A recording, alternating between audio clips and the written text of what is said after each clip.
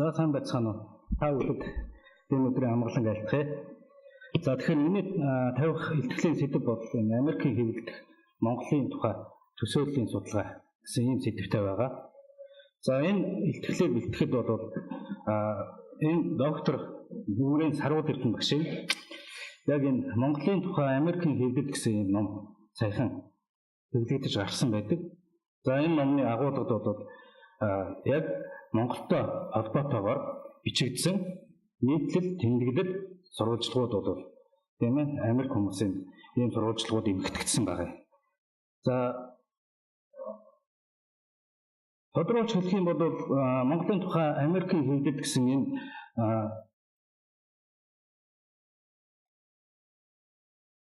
номд бол Америкийн нэгдсэн улсын төрийн департаментын архив болон Конгрессийн номын санд хадгалагдж байгаа тийм Монголын талаар гарсан нийтлүүдийг төвөрлөн эмгэтгсэн байна. Тэгээ ингэж эмгэтгэхдээ бол яасан бэ гэхээр гол нь энэ нийтлүүд 1868 тэнд алдаатай бичсэн 1868-аас 1968 оны 100 жилийн 1868 гэж байна. Тийм. 100 жилийн хугацааг хамарсан ийм нийтлүүд байгаа гэж ойлгож болно. За эдгээр нийтлүүд дотор бол яасан бэ гэхээр Америкчууд Монголын талаар ямар төсөөллөөр бичиж цаашаа уншигч олон нийтэд ямар төсөөллийг дамжуулан хүргэж байж вэ гэдгийг энэ судалгаагаар бол авч үзсэн юм аа. За энэ бүтээл дотор бол яг онцлог дараах 8 нэм бичвэр нийтлэл байна. За энэ бичвэр нийтлэлүүд нь бол өөр дотроо бол их сонирхолтой тусдаа тийм сонирхолтой хуучин болон шинэ стратегиудыг агуулсан байна. Тэр төсөөлөл стратегиудыг бол нэгтгэж авч үзээд судалгаанд бид юу гэж яасан бэ гэхээр авч үзсэн байна. За ингээд судалгаа ихтлээ хэлцүүлэхээс өмнө бол нэг сонирхолтой стратегик тийм ээ та бүхэнд энэ танилцуулъя. За Америкийн нэгдсэн улсын 24 дахь ерөнхийлөгч Теодор Рузвельт бол энэ дараах сонирхолтой юуг бичиж тэмдэглэсэн байдаг юм л да. За ихэнх нь бөө мөргөлтнүүд байсан.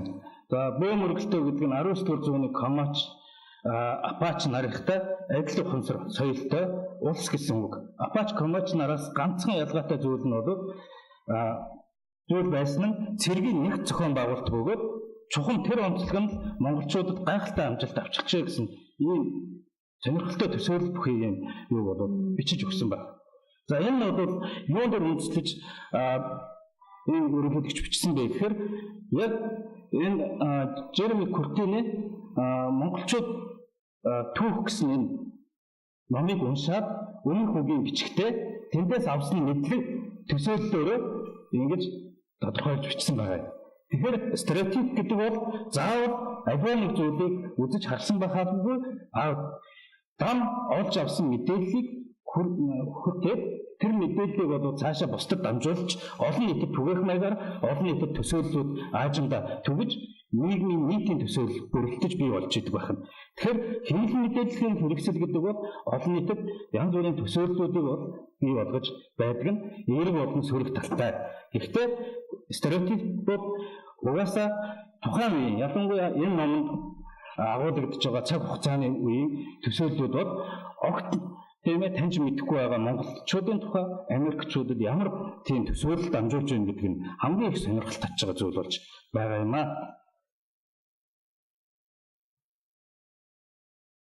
За тэгэхээр бид энэ нийтлүүд доторх төсөөллүүдийг бол дараах 5 төрлийн төсөөлөл байна гэж ингэж ангилж үзсэн.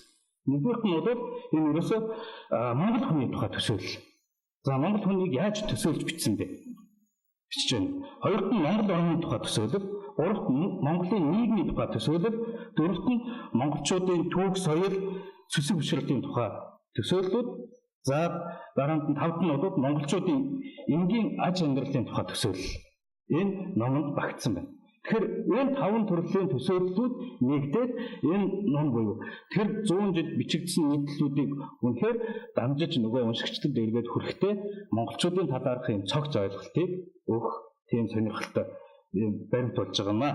За ингээд тухайн төсөөллүүдийг бол нэг үржилт авч үзье. Монгол хүний тухай төсөөлөл. Монгол хүний талаар бол ихэнхдээ угсаагаар бол харилцааны соёл, зан авир, гадаад төрх, бие бэлтгэхтэй холбож дүрсэлсэн ийм төсөөлөл бүрэлдэхүүц маш олон тийм жишээ энэ ном дотор бол ийм нийтлүүд дотор байгаа. Эерэг гэхдээ тэр нь бол эерэг болон сөрөг хоёр талтай. Мэдээж хүн бол сайнтай муутай байдаг гэдэг шиг. За эерэг төсөөллүүдийг нь одоо энэ тайлбарлая. Зан чанарын хувьд бол монголчууд төсвөр хатуужилтаа гэсэн. Үүнийг юу юм вэхээр нөгөө амьдарч байгаа ахуй амьдралтай нөх холбож бичсэн байна. За мөн ерөнхийдөө сайхан сэтгэлтэй, за дураараа чөлөөтэй, тууштай, шантардаггүй зантай, за мөн дайчин, энэ дотор шуналгүй гэж боддог. За мөн хүүхэд мэд энийг цайлган гэж түрүүн бас тийм ээ хүн дурдгдсан. За мөн сэргэлэн тийм зан чанараараа ихэхэн олон талтай юм. Энийг маш их сонирхолтой төрийг болоод төсөөллийг уншигчд дамжуулах ийм мэдээллүүдийн дотор агуулгадж байна. За жишээ болгож жишээ танилцуулъя. За Монгол хүнд ганц хонь нэг адуутай л өчгөд хооллоод хувцлаад хээрээр гэр хийгээд амьдрчихна. Нэмээд ганц үнэ өгчвөл бүр согтож ч чадна.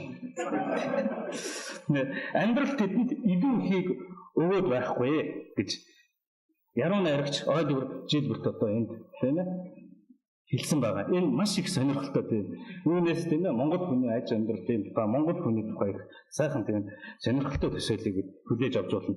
За мөн монголчууд бол хүчтэй, төсвөртэй, хатуужилтай, ерөнхийдөө тийм сайхан сэтгэлтэй улс. Хятадуудын нэгэн адил бас тууштай шантагдаггүй гэсэн байна. Ийм сонирхолтой жишээ гэж байна. За мөн говийн энэ хүүхэд мэд гинэн цайлган ард түмэн гэж. Хүүхэд мэд гинэн цайлган ард түмэн. За энд бол бас их сайхан тийм эерэг стереотип болж үлдэх зураглал хэллэгүүд бол бидэнд үлдэж байна. За ялангуяа бол бас бидний талаар бол мэдээж өмнөх үг түүхээс үлдсэн зан чанарыг илтгэсэн жишээ баримтууд бол хангалттай бол байж байгаа. За дараагийн гадаад төрх байдлыг. За гадаад төрх байдлыг одоо бидний яаж илэрхийлж бичиж байна вэ гэж. За энд хоёр тийм төр төсөөллийг илтгэсэн сонирхолтой жишээ татъя. За Лютер Андерсоны бол тэмдэглэсэн нэг юм жишээ байна. Европчуудын хувьд банигрын үедтэй намхан бахин атлаа хүчрхэг тэдгээр Монгол улс нохойн мэд хоншороо гаргаад энгийн усны үдэд цусан зурагт хүмүүнд л үл дийлдэх аимшигт мангас мэд санагдаж байна. Тэгэхээр банигрын үедтэй байна уу? Тийм үү? Намхан бахин битэй байна уу? Ийм стереотип бодол тийм ээ. Тэр үед бичигдэж байж тэгэхээр би өөрөө монгол хүн гэдгээ бодсон юм байна. Жишээ авчихъя. За энэ бол хятадтай их адилтгаж харьцуулж тийм ээ монголчууд бол бас их гадаад төр төрхийг нь бол харьцуулсан жишээ зүйл бас байгаад байгаа. За энэ хятадтай харьцуулахад хайгүй өршүүд улс гэж. Илүү өршүүд. За тэгвэл жин тээх ажилд хүчин зүтгэдэг монголчууд амьдралынхаа ихэнхийг аян замд өвөрүүлэх бөгөөд ажилдаа дуртай сэргэлэн болчмол шиг л баясгалантай улс. За энэ дотор бол сэргэлэн болчмол шиг баясгалантай улс гэдэг энэ хэллэгийг би өгүүлж байна. Үнэхээр бидэнд ийм сайхан чанар байжээ. За дараагийн харилцаа талаас бол монголчуудыг мэдээж зочломтгой гэдэг энэ хуучин тогтсон стереотип. За гадаад ертөнцийг үл ойшоо хандлагатай. За хүн ёсны сониуч зантай. Заримдаа тэр нь бүр хэтрээд сармагчин адил. Ийм сонирхолтой стереотип явж байна. Энэ бол мэдээж тухайн үеийн тийм ээ монголчуудын амьдралын хэм маягтай холбоотой гадаад ертөнцийг таньж мэдэх тэр үнэхээр тийм хэрэгцээтэй холбоотой байсан баха. За дараагийн нь угсаатны талаас бол монголчуудыг төгссөн байгаа. За энд бол ойлгомжтой их тогтсон Чингис хааны үр сад тийм ээ. За мөн нүүдэлчин. За тэрэн дотроо бол бас их нөгөө Америк хүн бичиж байгаа учраас өөрийнхөө орчинд байгаа бусад тийм ээ угсаатнтайгаа жишиж бас тайлбарласан байгаа. Ялангуяа индианчууд болоод Андын нурууныхантай төстэй гэж ингэж төсөөлөн тэр зураг гэж ингэж бичиж байгаа жишээтэй. За жишээлбэл энэ Харри Франкийн ашигласан юм байгаа юм да. Талын нүүдэлчд. За энэ бол байдаг тийм ээ. За дэлхийн ертөнцийг эзэлж асан Чингис хааны үр сад Америкийн энэ талын хаахан оршин вэ гэж маш их тийм уянгатай асуултыг болоод тийм одоо тийм ээ гонглолт асуултыг бид тавьсан байх жишээтэй тавьж ирсэн байх. За уг нь бол адилхан л ургамал модгүй нүцгэн тал гадаад ертөнцийг үл ойшоо хандлага ялгаагүй хүн шавсан урт зурамж индианчууд болоод Андын нурууныхантай тус төсөөтэй гэмээр гэх мэтлэнгээр угсаатны талаас нь өөрсдийн хамгийн ойр угсаатантай ингээд зөөрлөж төр бүтээс төсөөллийг бүтээсэн юм сонирхолтой зүйлүүд бол байгаа юм аа. За бид тэгвэл одоо сөрөг төсөөллийг авч үзье. За энэ бол зан чанарын хувьд нэлээд харгас гэрцгээ, түрэмгий, за аимшигт мангас мэт гэж түрүүн төвшилсэн байгаа. Энэ нь бол яг бидний нөгөө өмнө тийм ээ байлдан дагуулын үеийн 13 дугаар зууны монголчуудын байлдан дагуулын үеэс дэлхийн нийтийн хүн төрөлхтөнд үлдсэн тэр ерөнхий хуучирсан тийм төсөөллүүд яг хэвшсэн төсөөллүүд ийм байх жишээ. За үүнийг бол ямар хөө байдлаар бичиж байж вэ гэж. За монголчууд ерөнхий зөрөгтөнхөө адилаар харгас хэрэгцээ болсон гэж ингэж бичсэн байна. За мөн Европчуудын хувьд онигор нүдтэй намхан бахин матлаа хүчрхэг тэдгээр Монгол эрс мохой мэт хоншороо гаргаад энгийн усан нүдэд цусан зурагт хүмүүнд үл биедэх аимшигт мангас мэт санагдаж байна гэдэг энэ дүрслэл нь бол ерөөсөө сая хуучин төсөөллийг улам бүр баттгаж өгсөн тийм баттгахч өрн нөлөөний төсөөлөл ийм байгаа юм аа. За тэгвэл дээр нь монголчууд бас их нохойтой холбож стереотип бүтээж тийм ээ туссан байна. Монголчууд өөрсдөө мөн ноход шигээ ширүүн дөрөн улс гэж бичсэн байх жишээтэй. Энэ бол ялангуяа тэр яруу найрагч ойд жийдбэрт тийм бол тэмдэглэлээр бол байж. За гадаад дүр төрхийнхөө талаас төрөнгийн гэдэг тийм ээ ийм байдлаар дүрслэгдсэний жишээнүүд түрүүн дурдгдлаа. За харилцаа талаасаа бол мэдээж тийм ээ үйлдсэн одоо гэдэг утгаараа тэр юунууд тэр нэгэн цагт соёл иргэншлийг төвөөж уулын оройг давуулан хүртэл хан хэрэн босгоход хүргэж асан улс үгүй болов гэж юу гэсэн ийм асуулт байгаа. Тэгэхээр энэ бол бидний мэдээж цагаан хэрмийг босгох шалтгаан бидэнтэй холбоотой, монголчуудтай холбоотой түүхийн стереотипийг бас хөндөж маш уянгалгаар эргээд юм сэтгэл хөдлөмийн асуулт тавьж бичиж байсан байна. За энэ төсөөллүүдийн дараа бол одоо бид яг Монгол орны тухай төсөөллөө шилжиж орё.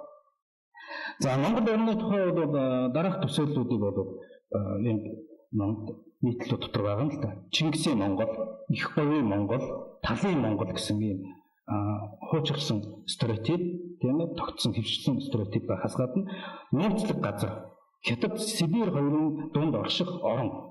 За мөн тусгаар Монгол гэсэн ийм стереотип тодорхойлолтууд бол энэ хуучин хэвшилсэн төсөөллийг баяжуулж ийм зууны туршид бичигдсэн нийтлэлүүдээр ингээ өргөжж ирсэн байна. За тэрэн дотроос бол Чингисийн Монгол хийнэх энэ төсөөллийн тухайд бол Чингис хааны нэр түүний байгуулсан гүрнийг бүх хүчрт бол олон удаа дурдж ингэж бичсэн байгаа. Аргагүй уншиж байгаа хэн ч гэсэн Чингисийн Монгол энэ дүр төсөөллийг бол улам өгчүүлж өгч байгаа жишээтэй. Тэрэн дотроо Чингис хаанаар толгойлуулсан Монгол гэдэг ч юм уу. За Чингис хааны эртний нийслэл хар хорн гэх мэтлэнгийн үг хэллэгүүд ашигласнаар бол улам бүр нөгөө стереотипийг бол баттгаж ихчүүлж өгч байгаа жишээ. За их говийн орон гэж. Ер нь бол энд номонд орсон нийтлүүдийн олонх нь Хятадаас нааш дамжиж Монгол руу ирэхдээ яг говьор өрсөн тэр аяллууд их олон байсан учраас тэнд үдэж харсан ихэнх нутаг нь говь цөл байсан. Тийм учраас говийн орон гэж их бичдэг тэмдэглэсэн байх жишээтэй. Ийм учраас энэ төсөөллүүд бол их түгээмэл тэмдэглэгдсэн байна. Жишээ болгоод хэлэхэд бол цагаан хөрнөөс хойш Сибирийн хил хүртэл их говь хэмээх цөл оршдгоо гэж бичиж байгаа чинь. Элсэн цөл туул голтой хиллэх уулыг хүрээд дуусна гэж. Гэх мэтлэнгээр үйл яадаг ташаадуу боловч ийм төсөөлөл. Монголын цөл гэдэг нь бас тэр чигээрээ яг цөл биш юм гэдэг чинь. За Монгол хончид тэмээн жинчид их говьор нутагладаг. Гэх мэтлэнгээр ингэж сонирхолтойгоор бас Монгол орныг их говийн орн гэж ингэж дүр төсөөллийг буугуйцвал сайхан бичсэн байгаа. За энэ бол зарим талаараа ташаа зүйл байгаа боловч тийм ээ яг говь талаасаа бол тэр талаас.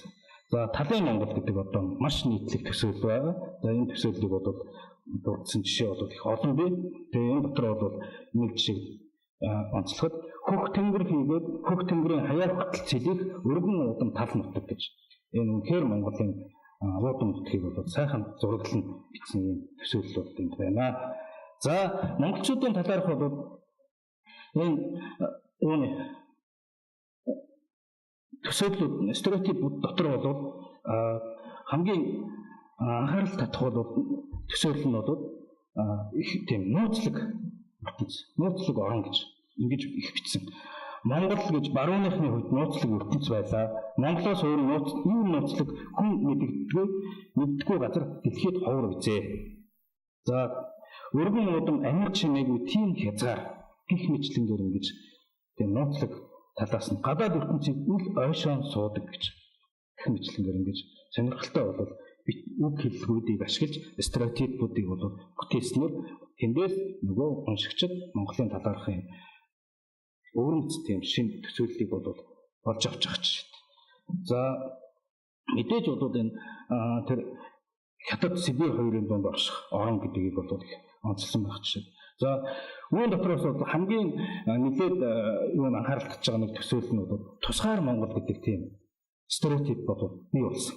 Энэ нь яасан бэ гэхээр нөгөөсөн монголчуудын тухайд бол тэр гадаад Монгол гэдэг хэллэг хятадаас тусгаар за бүр хожим бол тэр 60 хэдэн онууд нэгдсэн үндэсний байгууллагын гишүүн орон зэрэг энэ тодорхой бодит мэдээлэл за тэр үг хэллэгүүдээр дамжуулж энэ Монгол болоод тусгаар орон гэдгийг бол ингэж тодтогч өгч ирсэн байх жишээтэй.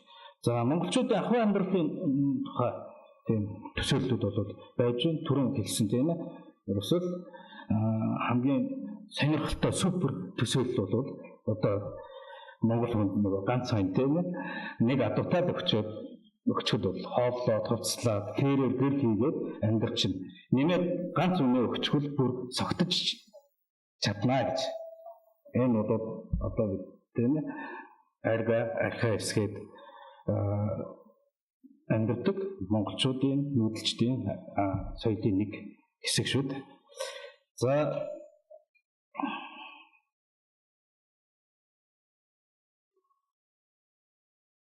бидний дараагийн нэг төсөөлийн тухай. За монголчуудын бол түүх соёл сүсэг бишрэлийн тухай их сонирхолтой стереотипүүдийг бол өгсөн. За энэ дотроо бол ялангуяа соёлынхоо хувьд өөрийн гэсэн өрөмц соёлтой үндэстэн гэдгийг бол энэ номноос уншигчид тийм төсөөллийг бол авах үз. Сонирхолтой зураглалууд бол энэ дотор байгаа.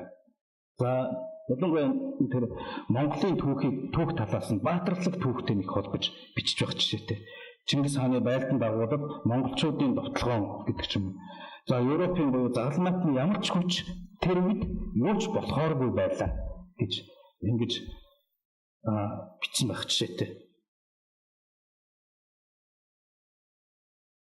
Одоо энэ тийм. Тэгэхээр энэ төсөөлөл бол бидний бахархалт түүхтэй холбоотой. За сүсэг бишрэлийн талаас бол бөө мөргөлтөй болон бурхан шашинтай энэ ард түмэн гэдэг бол маш их олон тийм зураглалуудаар тодорхойлолтуудаар үг хэллэгүүдээр төсөөллүүдийг бүрдүүлж өгсөн байх чинь. За тэднийг нийлүүлэн барьж буй цорын ганц зүйл нь бол буддын шашин гэж. Заавал монголчуудын шашин төвдөөс гаралтай. За бурхны шашинтай учраас хорхоо шавж алчхан гээд газрын хөрсийг хөндөхгүй. Тэгсэн атлаа хоньыг бол төхөөрж орох юм гэж. Тийм. За жил бүр Монголын өнцөг болон бүрээс өргөөд ирж залбирдаг олон зуун үргэлжнийг ариун Меккага шүтэн очих далайхны цуваа бишрэлтэй зөвлөж болно. За бид өөрснөө мэдэн тийм ээ. Өргөөд үгээрж залбирахаар хэрэгтэй бол бүх хаяа захт нь ирчээд мөтгөж очдөг байсан тухай яриа тийм тэмдэглэл байдаг. За ихэнх нь бөө мөргөлтнүүд. Бөө мөргөлтөө гэдэг нь 19-р зууны Комач Апач нарынхтай адил ухамсар соёлтой улс гэж ингэж адилтгаж зөвлөсөн багч шүү дээ. За бас нэг талаас бол сулран доройтсны шалтгаан нь дэлхийн бусад бүх шашнаас хавьгүй хөлцсөнгүй. Амгалан тайван номлол бүхий буддизмд орсонд оршин гэж. Энэхүү шашны тайвшруулах нөлөөнд ор монголчууд хонь, үхэр, гадуу тэмээгээ хариулна, нутаг сэлгэн нүүдэлж, санаа амар, сэтгэл хангалуун аж төрж байна гэж бичсэн багч. За соёлын үед бол өөрөөр гэсэн өрөм соёлтой гэдгийг нэг тодтогсон юмнууд бол жишээнүүд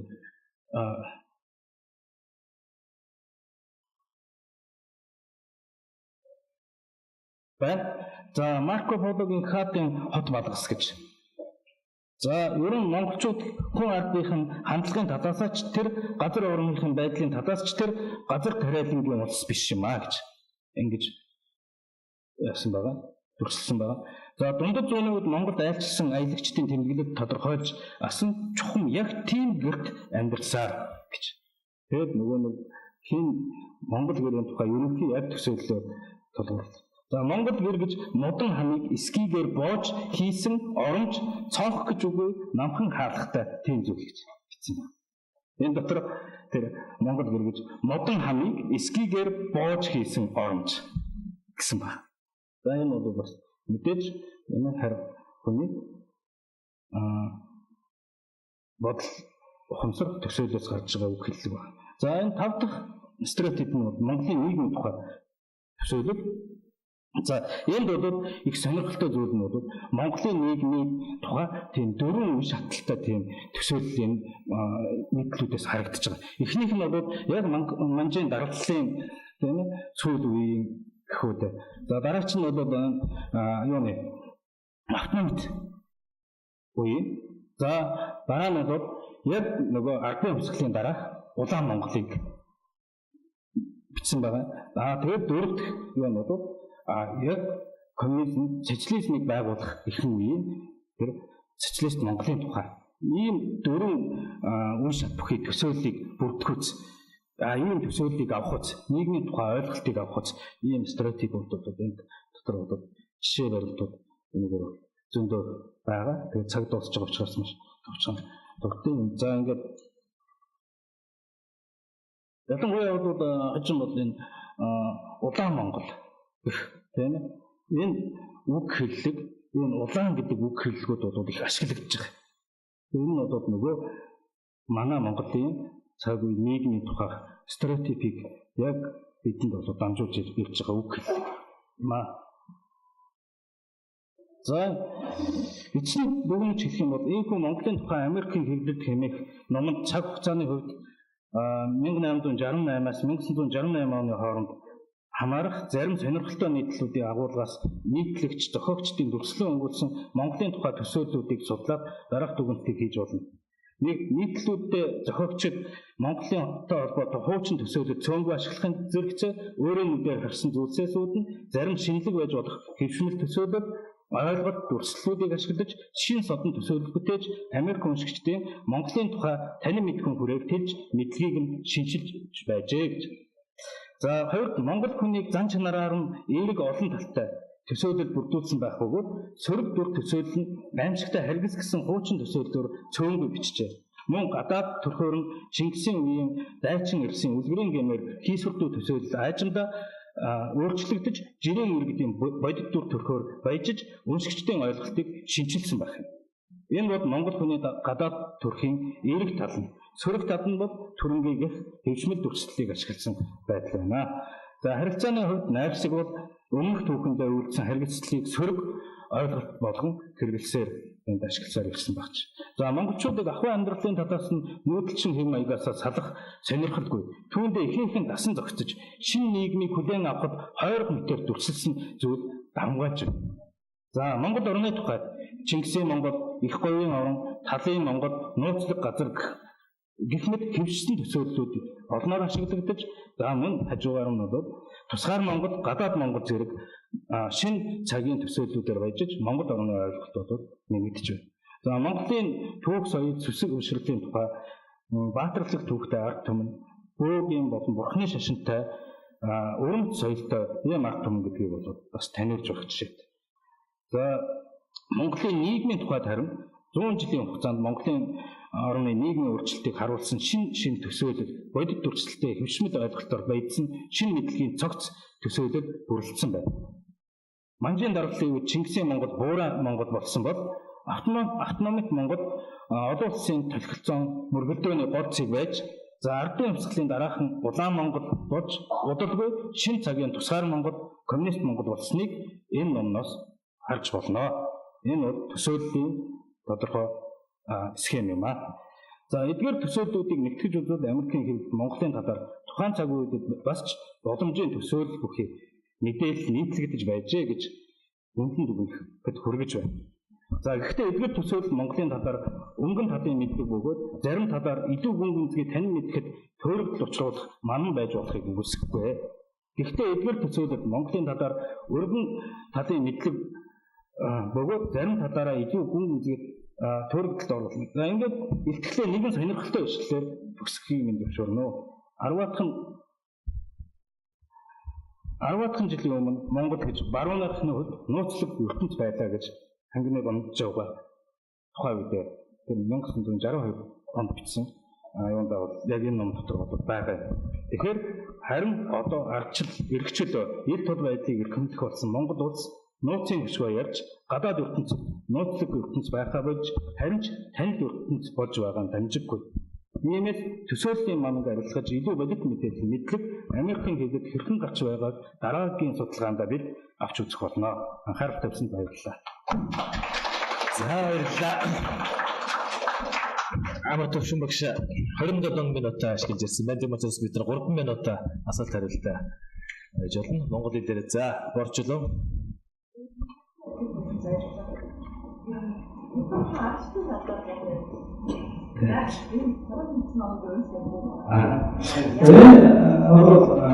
Стереотипийн онл тийм ээ.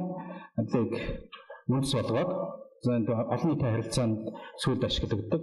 Нэг оюун гэрэл багшийн бас нэг стереотипийн судалгаа хийсэн байдаг шүү дээ. Жижиг ажиглалт хийгээд тийм сонины материалуудаар түүнтэй адилхан контент анализээр яг нөгөө үг хэллгүүдэд төвөрлж байгаа. За эндээс яг стереотипийг бүтээж болох хэллгүүд зураглал мөн ойлголтуудыг тодорхойлолтуудыг бодвол аваад за тэгэхээр нь бодвол уншигчдад яг эргээд ямар дүр төсөөллийг бүрдүүлж болох вэ гэдэгт нь бодвол ийм задлан шинжилгээ хийгээд тэрнийг нэгтгэн тайлбарлаж байгаа санаатай байна. Баярлалаа. Ястав.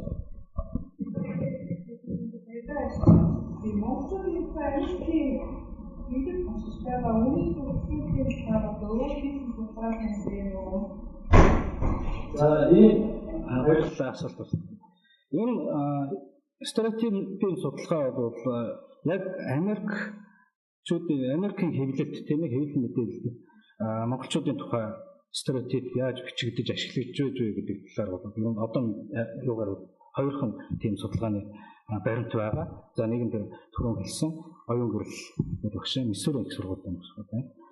Олон нийтийн харилцааны чиглэлийн судлаач. За хоёрт нь бол тэр Америкийн судлаач бас нэг хийсэн яг социализмын үеийн за тэгээд юуны арчлалын ихэнх үеийн хүртэлх ингээд монголчуудын талаар хэд мэдээлэл яаж байсан бэ? Тийм бичиж байсан бэ?